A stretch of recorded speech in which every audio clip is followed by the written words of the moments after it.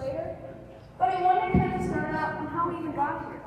You know, in 1905, the Forest Service was initiated, and under the leadership of Gifford Pinchot during the Roosevelt administration, Gifford Pinchot took a real big, eager intent on understanding the need to have federal ownership and management of these lands. He was out there a lot and did a lot of exploring, and he realized that there was a tragedy in the commons. The destruction of resources for short-term gain. That was occurring all over the nation, and that was a real important thing for him.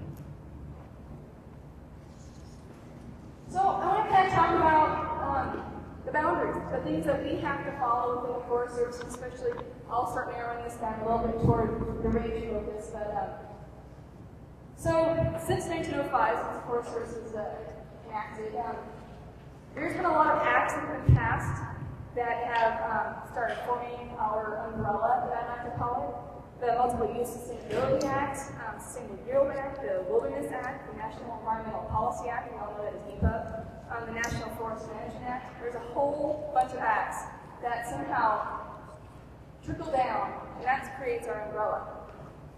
And as these acts pass, regulation and policy come down, and that forms the boundaries in which we have to manage in between.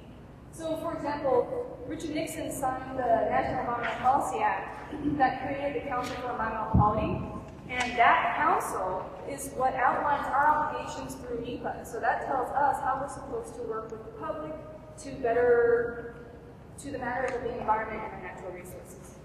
So, with all of that, it still leaves it a little bit abroad. So, what has really helped us is a lot of court cases that's come about. A lot of these court cases have addressed certain things as the legal status of our term grazing permits, grazing statutes, the different terms and conditions that are part of our grazing permits, and a lot of these permits related to the NEPA process. That's just to name a few. There's been a lot of court cases that have occurred over time. So what did we used to do?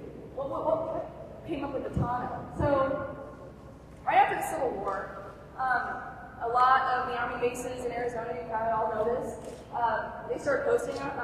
We're going to start bringing people into them, although they were really minimal. But when the tension started easing throughout the area, all the ranches started spreading in the area.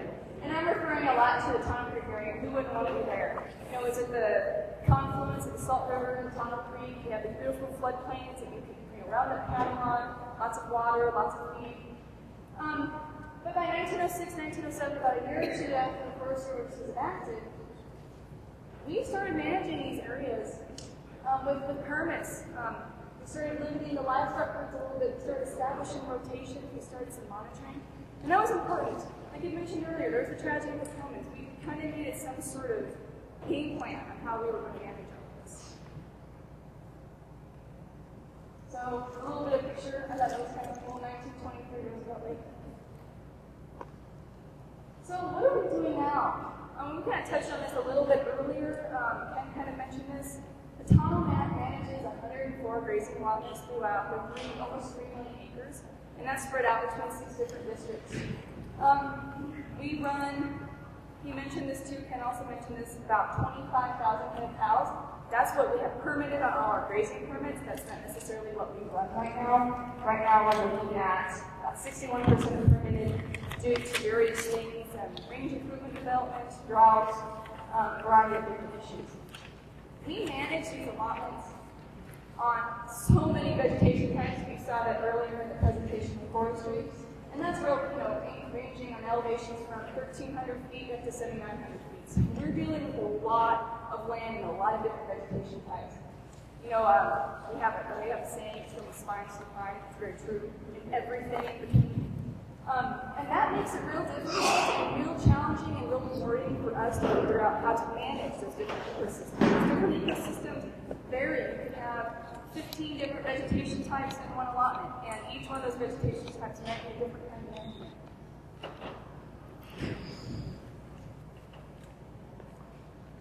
So this is our sheep driveway. I think it hasn't worked out. We've run sheep since 2000. It's been 2 years. 2 years.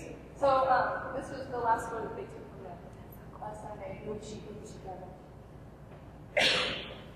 So what is a permit anyways? And I've referring to permits, I'm referring to our term grazing permits.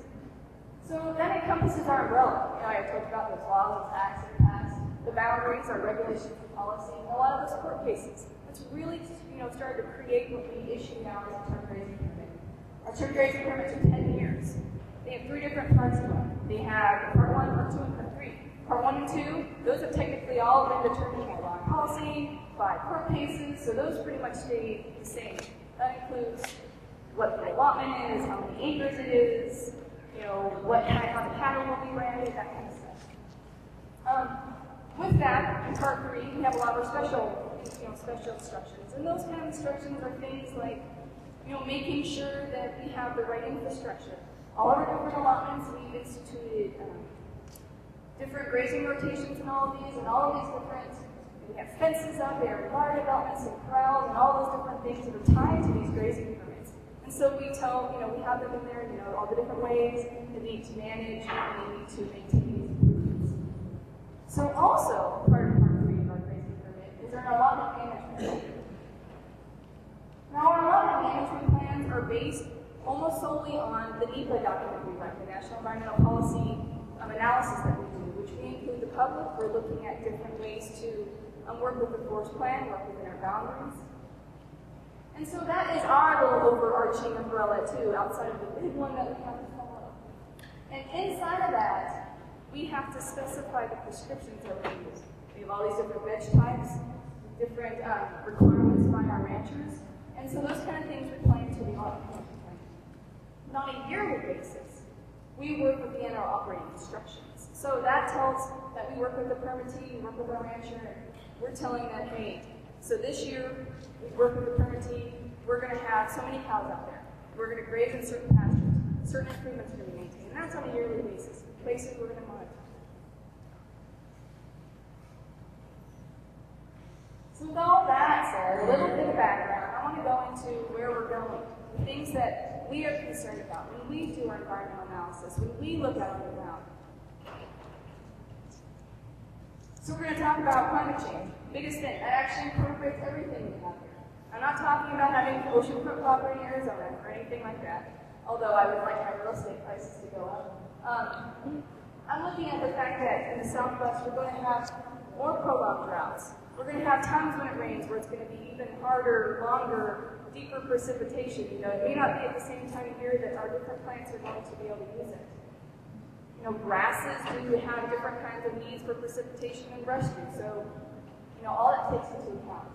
Species shift. So we're talking about, we've had some precious fire in the past, so now we have a species shift in our ecosystem.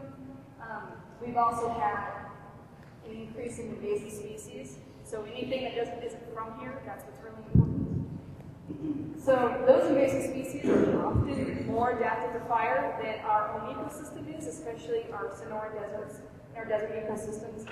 And that can really change the species in these ecosystems. And that's really important for us. We try to get on top of species management or invasive species management as much as possible. We have several documents that we try to adhere to, and that's just going to be something that's going to be more of an issue in the future. So one more thing before I bring Tonto here is he's going to kind of talk about this too, is with all of that said, we have a lot of work to do. And we can't get all of that work done if we didn't have all of these partners. We work closely with the University of Arizona. We get great science from them. We have great help for cooperative monitoring. Arizona State University, we actually have a few people here today that are from Arizona State University that we use as students. That's been a great success for us. The NRCS, our sister agency, also in the Department of Agriculture. The Tonto NRCD. Volunteers, we can't get some of our fences put without some of our special interest groups and our volunteers. That just plays a huge role in what we do out there. I am one person managing, 200,000 acres. You can't do that as one person. You need all of these people to help you. What does NRCD stand for? Natural Resource, I'm sorry, I'm not talking about this stuff very well. Natural Resource Conservation District.